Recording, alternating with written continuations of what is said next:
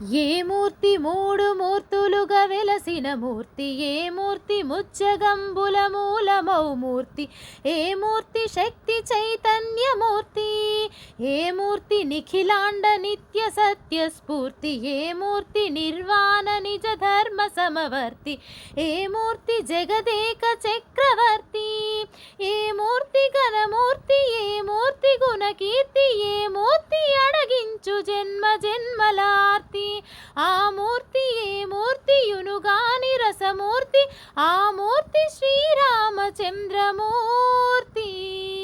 తాగరా తాగరా శ్రీరామ నామామృతం, ఆ నామమే దాటించు భవసాగరం. తాగరా శ్రీరామ నామామృతం, ఆ నామమే దాటించు భవసాగరం.